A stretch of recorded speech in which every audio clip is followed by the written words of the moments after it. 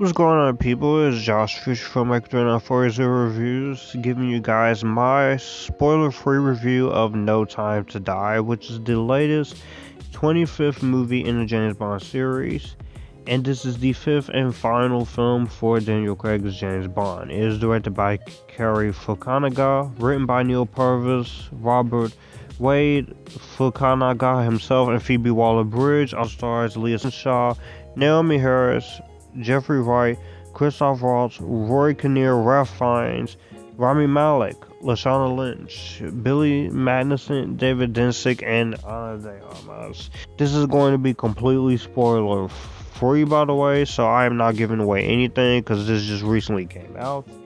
And it's best for you to go in not knowing anything. So let's get into the plot of this awesome movie. James Bond is enjoying a tranquil life in Jamaica after leaving active service. His peace is short-lived as his old CIA friend Felix Leiter shows up and asks for help. The mission is to rescue a kidnapped scientist, turns out to be far more treacherous than expected, leading Bond on the trail of a mysterious villain who's armed with a dangerous new technology that can destroy the entire world. And Bond, and with some help, has to stop him.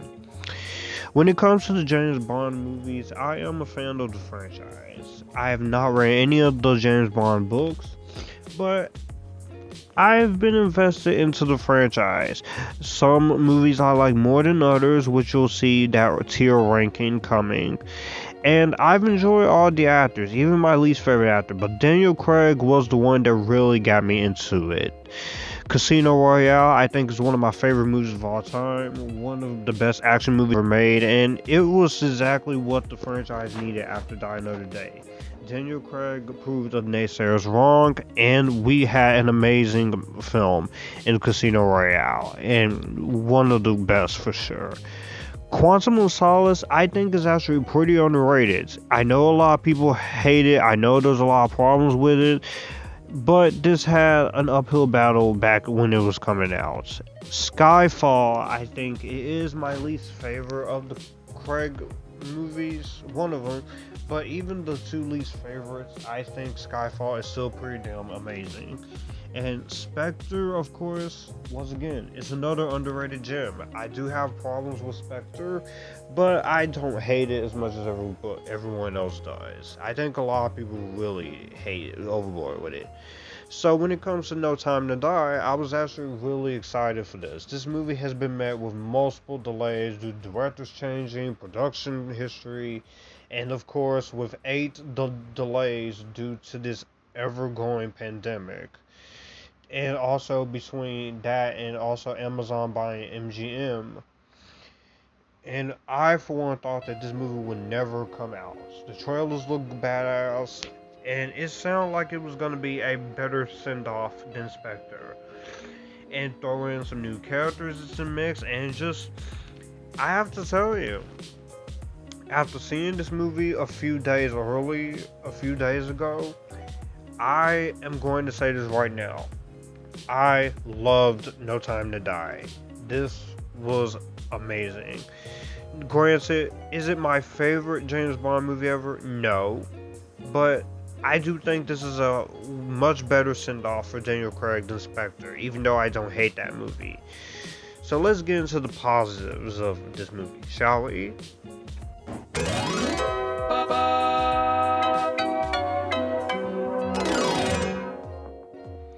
First off, getting into the positives, of course, we definitely have to talk about the story and the direction.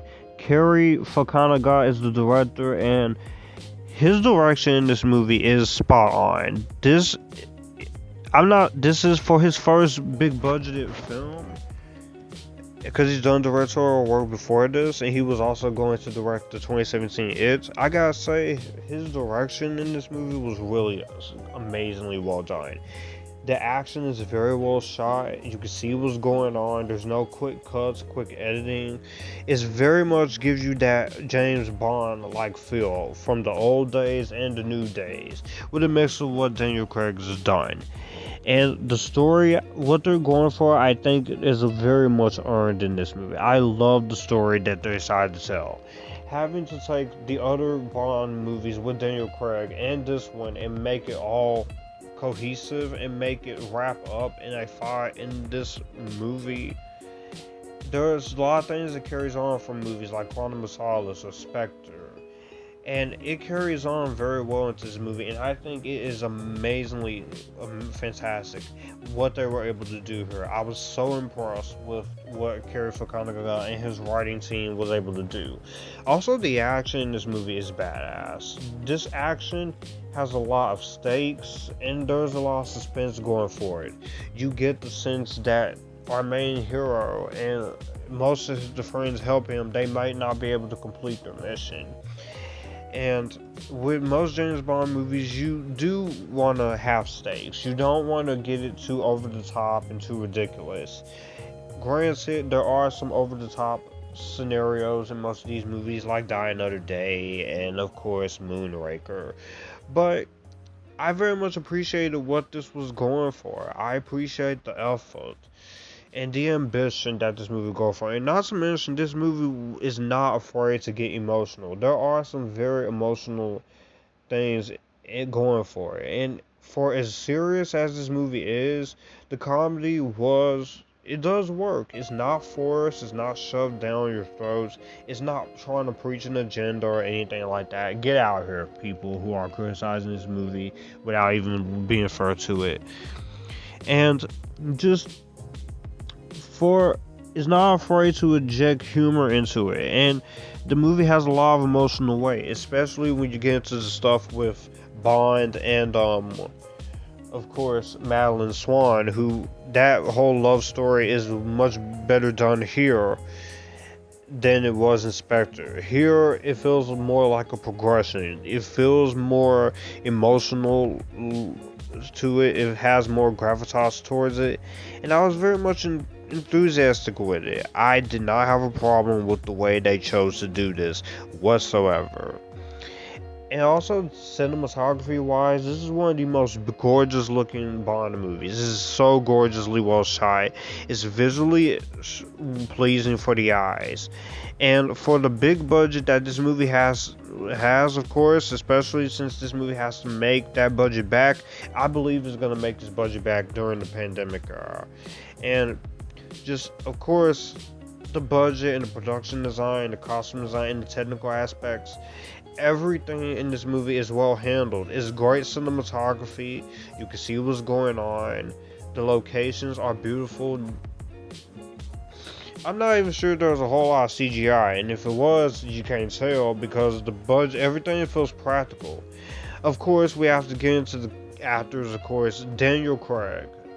He has been my favorite James Bond, and this, I know there were some things he said after, which I think was heavily taken out of context, but here he gives it his all here. He is very funny. He brings that same emotional presence that you got in Casino Royale, and by the time this movie ends, and especially with his run as Bond, he can say, I did that.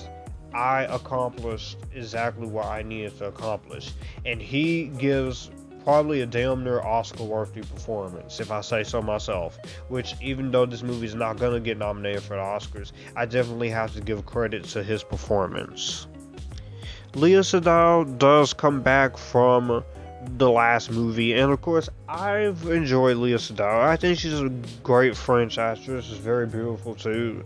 So as Madeline Swan, they do a lot more with her than they did this time around. You get to know her, you get to have this whole confliction, is she betraying Bond or not?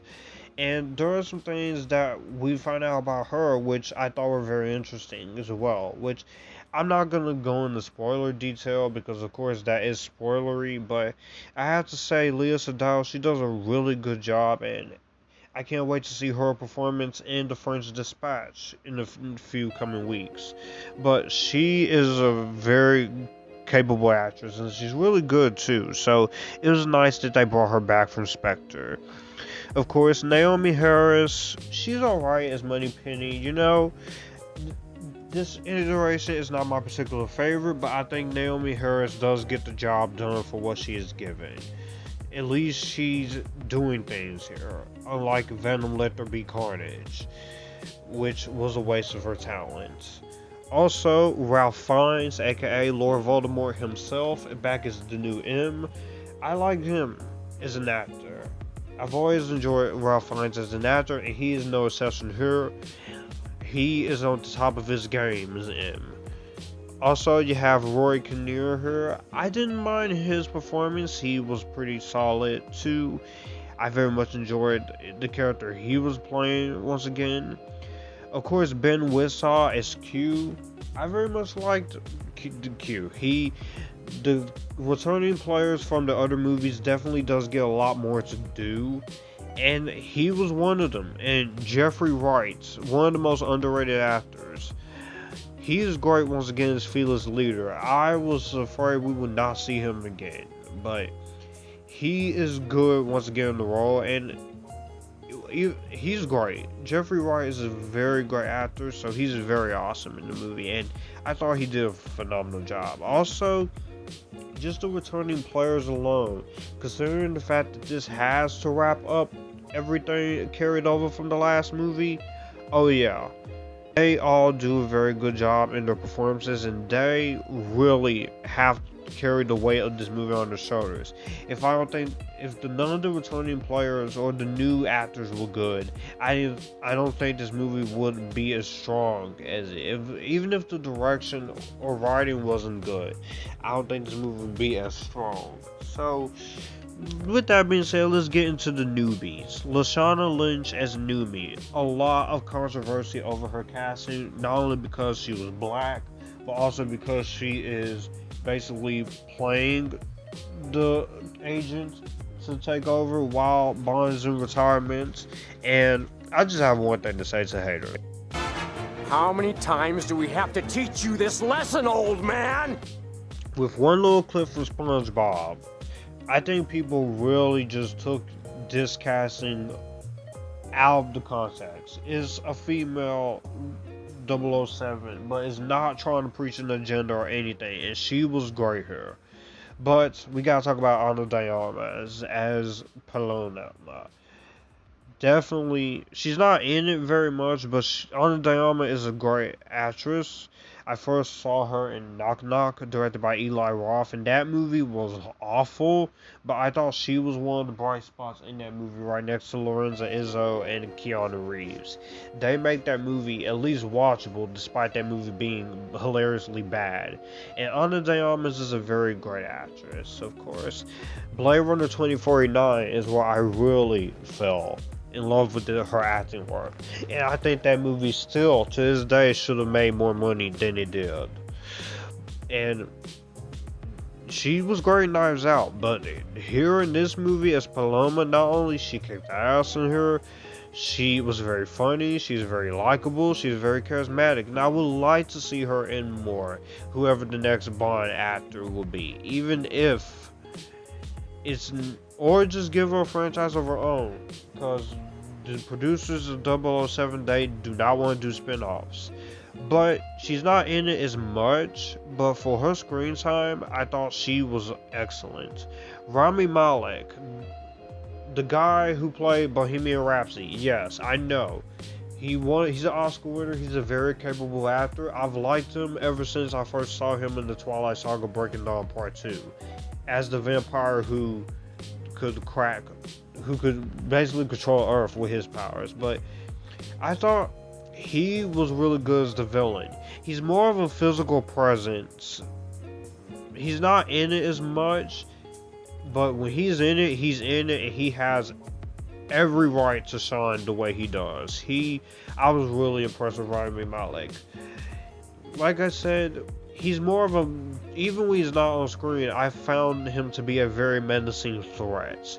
So Rami Malek definitely did great in my book, and definitely one of my favorite Bond villains, despite one little issue with him. I also really love Hans Zimmer's score. This is definitely one of the best scores that he's done.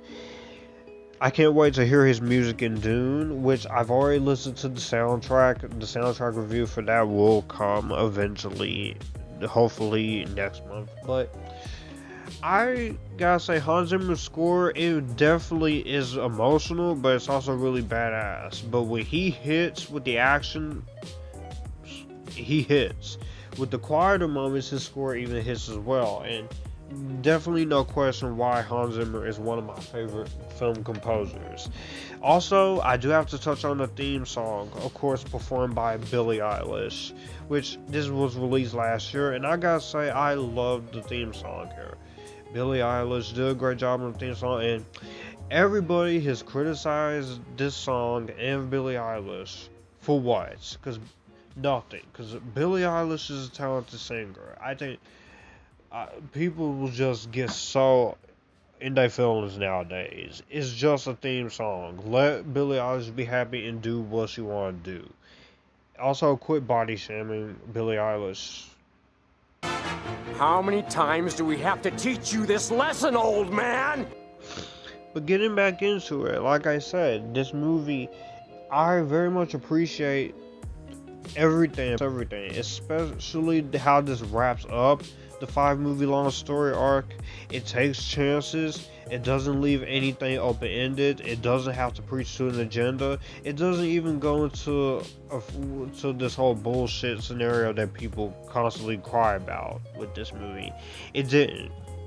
It did what it set out to do, and it knew exactly what it was going for. It definitely caters to the Daniel Craig era, while also respects a lot of people that really loves the franchise.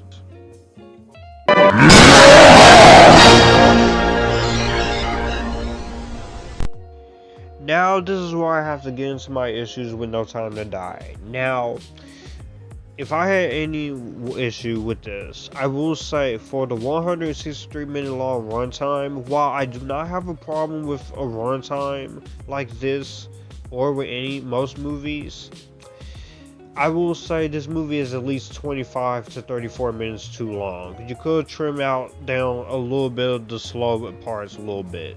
Granted, it is well done. Granted, everything does have a reason for playing out, and I do understand why this is so long, but I felt like you could trim down a little bit of this, a little bit, to make it flow a little better. Not that I was bored, I'm just saying. So, take that for what you will, it's just a fair criticism. I'm not saying the movie will suck, you can still have a good action movie. Just sometimes it's okay to trim the fat. It's okay to just simplify things or cut things out.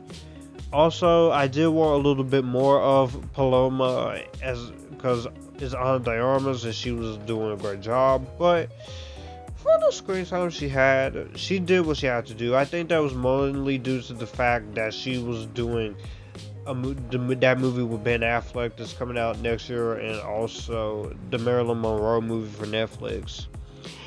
Also, I did want more of Safin as a villain physically.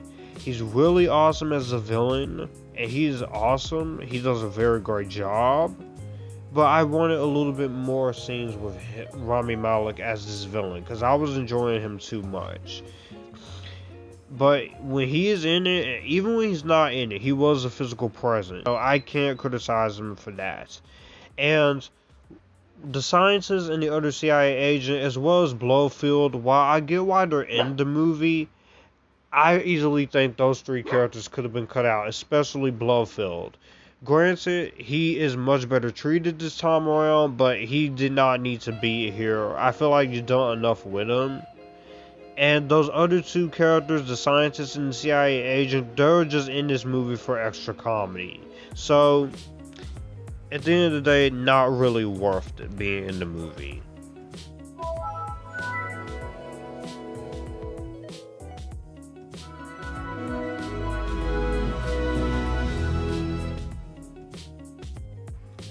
Overall, No Time to Die was a satisfying end to Craig's era of the 007 movies.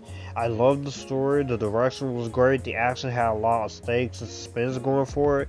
Craig is having the time of his life here one last time. The rest of the cast was great performances. I love the emotional weight that this movie carries. There is some good humor injected into it. A great score, visually well shot. The theme song was awesome. It wraps up everything in a great way. And the ending, I will say this right now. If you're a longtime fan of Craig, I will say this. Go into this ending and be fair. It's not a franchise killing ending. People need to get over yourselves. I appreciated the ending, how this movie chose to handle it. I won't spoil it, but if you've seen the movie, you know. Now I'm ready to move on from the next act, who's gonna take the mantle. It is a little too long. There are some things that I just mentioned could have been cut. And stop trying to say this movie is something that is not, people, because this movie is not woke, nor is a franchise killer. Stop saying it. It's sabotage, it's stupid, and it's childish. But this was definitely a very satisfying way to see Daniel Craig and give him the satisfying conclusion that he deserves. For one, I definitely am gonna miss Daniel Craig in this role, but he was awesome in this role. I can't wait for the next actor, and I'm gonna give this movie an Epictastic.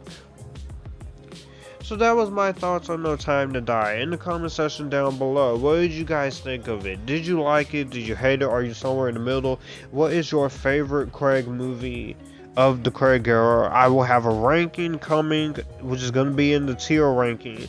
And I will also be doing another video concerning the 007, which is potential Bond candidates for female Bonds in the future with the next actor. So stay tuned for that.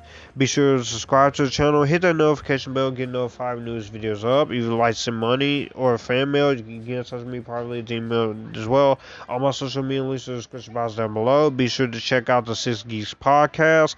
As always, you guys keep it cool, enjoying the Epictasticness.